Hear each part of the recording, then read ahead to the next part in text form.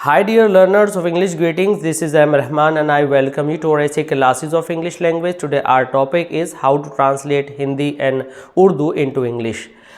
Translation को लेकर के हमारे कई सारे मिथ हैं कि अगर हम वर्ड मीनिंग्स अच्छे से याद कर लें और ग्रामर के रूल्स अच्छे से पढ़ लें तो हम ट्रांसलेशन कर पाते हैं। लेकिन जब हम फ्लुएंट लाइफ में ट्रांसलेशन करते हैं या अपने किसी एक्सप्रेशन को ठीक उसी अंदाज में लिखना चाहते हैं जो हमारे मन में फील करा रहा है तो वो ट्रांसलेशन करना थोड़ा मुश्किल होता है। एग्जाम्पल के तौर पर एक एग्जाम्पल लेते हैं। हमने कहा वह आया, एक है उसका आना हुआ, तो दोनों में क्या फील यहाँ पर आ रहा है? वह आया, तो आप सिंपल सा कहेंगे कि ये पास्ट इंडेफिनिट का एक सेंटेंस है और आप ट्रांसलेट करेंगे ही केम। लेकिन अगर हम कहें कि उसे आना हुआ, उसका वहाँ से निकलना हुआ, तो ये एक अलग फील दे रहा है। तो उसका वहाँ से गुज़रना हुआ जैसा जो एक्सप्रेशन है ये बता रहा है कि वह आया नहीं बल्कि बाई चांस वहाँ से वह निकला। तो अब यहाँ पर जो बाई चांस की फीलिंग है वह वहाँ आया, ये सेंटेंस जो है उस फीलिंग को नहीं बता रहा है। तो वह आया की सिंपल सी ट्रांसलेशन होगी ही केम, और उसका वहाँ आना हुआ ये आप बताएंगे he happen to come there. तो ये हैपन टू कम और जो केम आपने यूज़ किया, इन दोनों में क्या डिफरेंस है और ऐसे कौन कौन से सेंटेंसेस और हो सकते हैं जो हमें हमारी उस फीलिंग को एक्सप्रेस कराने में हेल्पफुल होते हैं, आइए देखते हैं। अगर आपने हमारा चैनल अभी तक भी सब्सक्राइब नहीं किया है तो सब्सक्राइब करें, लाइक करें और शेयर करें, और ट्रांसलेशन की इस सीरीज़ को आइए आपके साथ मिलकर आगे बढ़ाते हैं। देखते हैं कुछ सेंटेंसेस।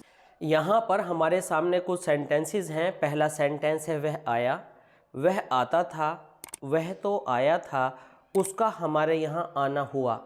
अब हमारे यहाँ आना हुआ ये एक्सप्रेस करता है कि उसकी सोच अचानक बनी और वह आया, और वह आया ये हमें ये बताता है कि हम एक स्टेटमेंट दे रहे हैं कि वह आया था। वह आता था, इसमें हमें हैबिट पता लग रही है। तो अब हम ऐसे कैसे ट्रांसलेशन करें कि जो सेंटेंस ये एक्सप्रेस कर रहा है वो फीलिंग हमारे अंदर आए। तो आम तौर से जब हम ट्रांसलेशन सीखते हैं तो हमें ये बताया जाता है कि आप पास्ट इंडेफिनिट में सेकंड फॉर्म यूज़ करेंगे, प्रेजेंट सिंपल में आप जो है एस और एस वर्ब की फर्स्ट फॉर्म के साथ यूज़ करेंगे या वर्ब की फर्स्ट फॉर्म यूज़ करेंगे। केवल इतना सीख जाना काफ़ी नहीं होता, हमें उन सेंटेंसेस को प्रैक्टिकली ट्रांसलेट करके सीखना होता है जो आज आपके सामने यहाँ पर हैं। तो वह आया, तो इसको जब आप ट्रांसलेट करेंगे तो इसकी ट्रांसलेशन आप बहुत नॉर्मल तरीके से पास्ट इंडेफिनिट को बेस बनाकर करेंगे और आप सीधा सा इसका ट्रांसलेशन करेंगे ही केम। क्योंकि ये पास्ट की बात है इसलिए आपने सेकंड फॉर्म यहाँ पर लिख दी है। वह आता था ये बताता है आपकी हैबिट को, ये बताता है आपकी हैबिट को। तो आप इसको पास्ट इंडेफिनिट जैसा लगता है बट लिटरली ये सीधे पास्ट इंडेफिनिट के रूल पर काम नहीं करेगा। आप इसकी ट्रांसलेशन करेंगे ही वुड कम, या इसकी दूसरी ट्रांसलेशन होगी ही यूज्ड टू कम। जब आपको आता था, आया करता था, जब हैबिट दिखने लगे, जब आप इस तरह की ट्रांसलेशन करते हैं और वुड के साथ आपको फर्स्ट फॉर्म यूज़ करनी होती है। वह तो आया था, वह तो आया। अब यहाँ पर तो ओरिएंटेड सेंटेंस है तो एडिशनल आपको दिया है, तो यहाँ पर जो आप इसकी ट्रांसलेशन करेंगे आप लिखेंगे ही डिड कम। जब आप किसी बात पर एम्फेसाइज करें, दबाव डालें, तो आप क्या करते हैं कि हेल्पिंग वर्ब को यहाँ पर एक्स्ट्रा डालते हैं। नोट हमारे पास हमें लिखना नहीं होता और आप कम फर्स्ट फॉर्म लिखते हैं। In this way your translation is he did कम। वह उसने खाया तो था, ही डिड ईट। वह बोला तो था, ही डिड स्पीक। तो आपकी सेकंड फॉर्म ये एम्फेसाइज शोइंग वर्ड डिड अपने ऊपर ले लेता है और उसके आगे आप हमेशा फर्स्ट फॉर्म करते हैं। तो ये ट्रांसलेशंस आपने देखी। उसका हमारे यहाँ आना हुआ, तो इसकी क्या ट्रांसलेशन करेंगे आप? He happened to come to us. अब यहाँ पर एक तो यहाँ वर्ड आया, एक हमारे आया। अब हम लिटरली जब ट्रांसलेशन करते हैं तो हमारी की इंग्लिश आर होती है ओ यू आर, और यहाँ की हियर होती है। लेकिन इस सेंटेंस में इस तरह का कोई एक्सप्रेशन आपको यूज़ नहीं करना है। आपको यहाँ पर टू अस हमारे यहाँ के लिए देगा, और हैपन टू आप याद रख लें, आना हुआ, निकलना हुआ, गुजरना हुआ। तो ये आप सेंटेंस समझ लें। इसी तरह से हमारा एक सेंटेंस हो सकता है वह अचानक एक नदी पर पहुंचा।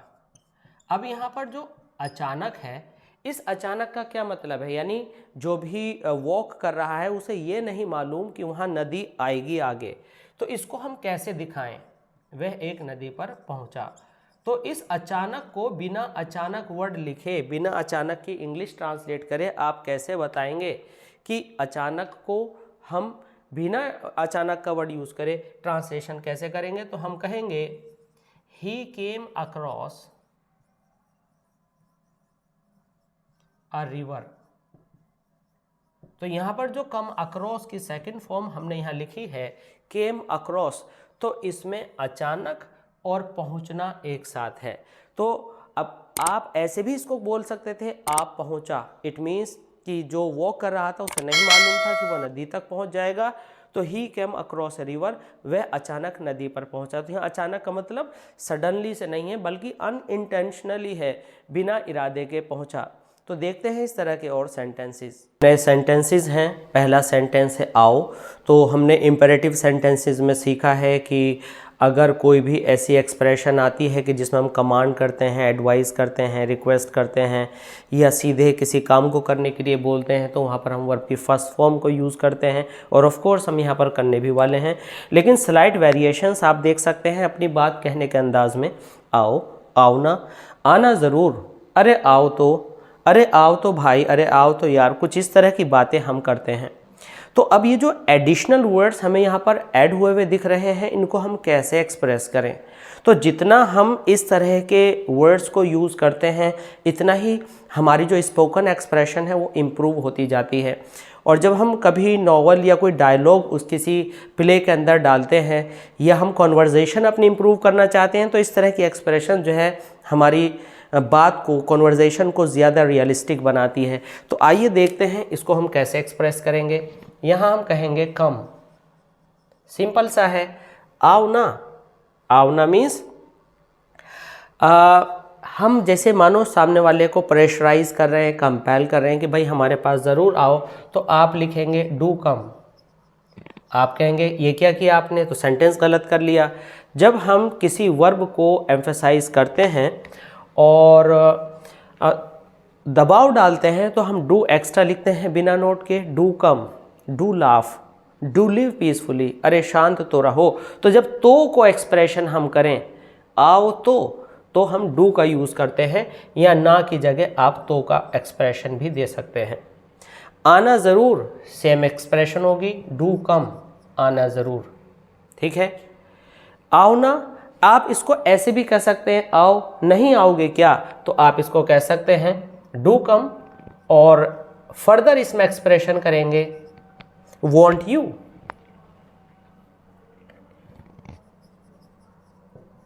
वॉन्ट यू मतलब क्या हुआ, आओ ना, तो क्वेश्चन टैग आगे लगा दीजिए, नहीं आएंगे क्या आप। तो इस तरह से कुछ भी आप ट्रांसलेट करें, आपकी ट्रांसलेशन बिल्कुल सही होगी।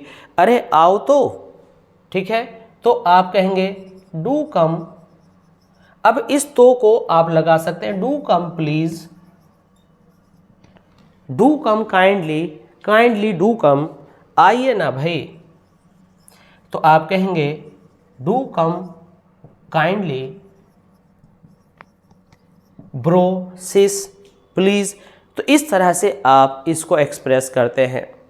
अब ऐसे ही अगर हम कोई एक वर्ड ले लें, लगा, तो लगने के बहुत सारे यूजेज हैं। जैसे कि हम कहें कि वह आपका भाई लगता है, इसको तो बहुत बुरा लगता है, ये प्लग ऐसे नहीं लगता है, ठीक है, मुझे तो इसका आंसर 5 लगता है। तो लगने के बहुत सारे रूप हैं। तो ऐसे ही कुछ एक्सप्रेशंस हम यहाँ पर सीखेंगे। आइए देखते हैं वह कौन सा वर्ड है और उसकी ट्रांसलेशन कितनी तरह से हम कर सकते हैं। यहाँ पर हमने वर्ड लिया है भरना।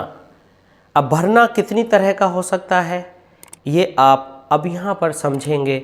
घड़ा भर गया है, ठीक है, खाली जगहों को भरो।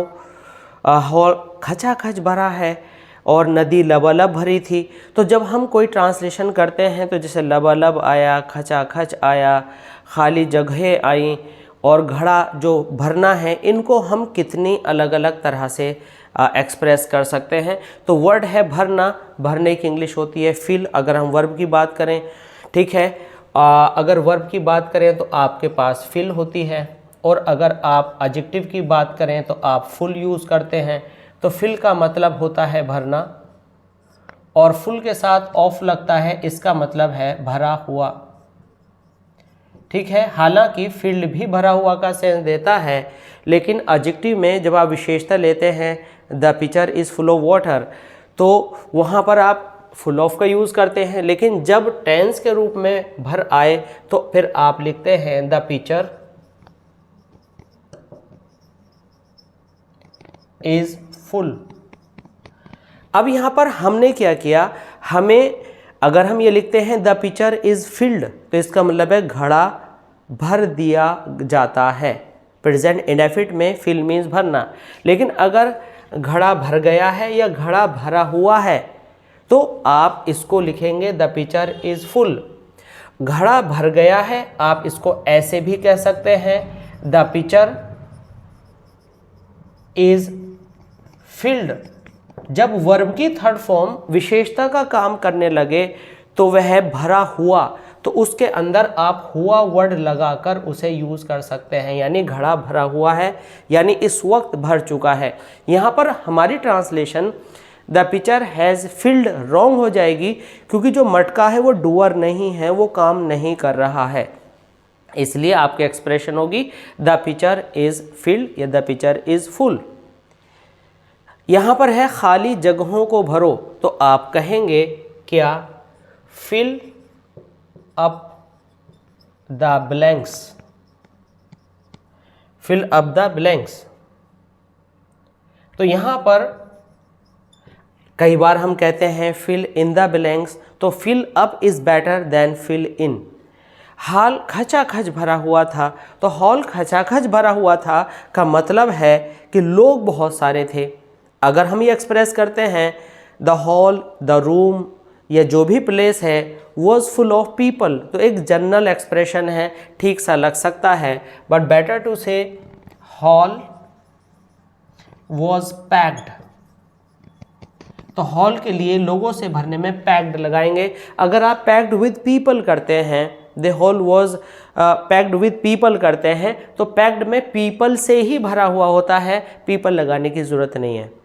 तो यहाँ पर पैक्ड आपको खुद ये बता देगा कि वहाँ पर लोग हैं, तो आप क्या कहेंगे, हॉल वॉज पैक्ड, हॉल खचाखच भरा था। नदी लबालब भरी थी, द रिवर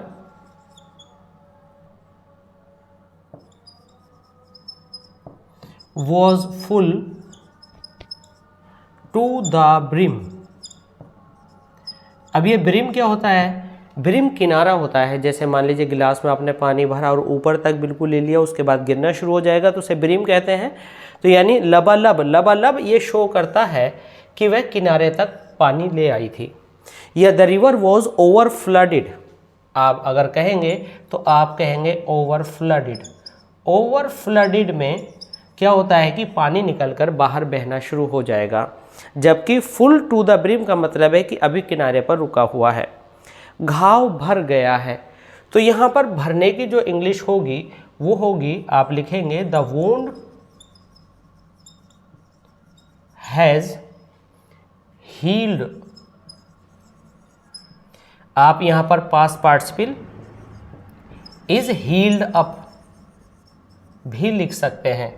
हील का मतलब होता है भरते जाना, और जो उसके अंदर की खराबी परेशानी है उसका सही होते जाना, और फिर स्किन को नॉर्मल हो जाना। The wound is healed up या द वुंड हैज़ हील्ड। तो ये सारी एक्सप्रेशंस आपके भरने से रिलेटेड है। अब देखते हैं कुछ दूसरे एग्जाम्पल्स। नई एक्सप्रेशन है मुंह में पानी भराया। अब मुंह में पानी भराने का मतलब समझते हैं, ग्रीडी होना, लालच होना, मुंह में पानी आ जाना, या किसी चीज़ की डिज़ायर होना कि भाई बहुत खट्टी है मैं भी खाऊंगा, कुछ इस तरह का। तो आप लिखेंगे हिज माउथ वाटर्ड, यानी उसके जो लार है वो भर गई या कुछ लालच या ग्रीड आया, तो आप यूज़ करेंगे वाटर को वर्ब की तरह से और आप कहेंगे हिज माउथ वाटर्ड। उसका गला भर आया, गला भर आना जब आपको लगता है कि आपको रोना है, कुछ रोना आ रहा है और आप रोकने की कोशिश कर रहे हैं, तो जो गला है वो अंदर से बहुत ही भरा भरा सा लगता है, तो यहाँ पर लिखेंगे हिज थ्रोट वॉज चोक्ड। मेरा दिल भर आया, आई वॉज मूव्ड। अब यहाँ पर जो मूव्ड है वो दिल भराने के लिए है, परेशान हो जाने के लिए है, रोना आने के लिए है, तो उसको कहते हैं मूव्ड। वह हमेशा दूसरों के कान भरता है, तो आपकी ट्रांसलेशन होगी he always poisons others ears. अब यहाँ पर कान भरने का मतलब है खराबियाँ डालना, पॉइजन डालना, तो आप कहेंगे पॉइजन, तो पॉइजन को हमने वर्ब बना लिया। तो आई होप कि एक्सप्रेशंस आपको बहुत पसंद आई होंगी और अपना फीडबैक ज़रूर दीजिएगा कमेंट सेक्शन में और बताइएगा कि किस वर्ड पर आगे हम काम करें। वैसे हमारे पास बहुत सारे वर्ड्स एंड एक्सप्रेशंस हैं, इस सीरीज़ को हम आगे बनाकर चलते रहेंगे। ट्रांसलेशन में आपके लिए बहुत ज़्यादा हेल्पफुल साबित होगी। मिलते हैं जल्दी ही इस तरह की दूसरी वीडियोस के साथ। बने रहिए हमारे साथ और सब्सक्राइब कीजिए हमारे चैनल और ऐसी क्लासेस ऑफ इंग्लिश लैंग्वेज को। Thanks for being with us, thanks a lot.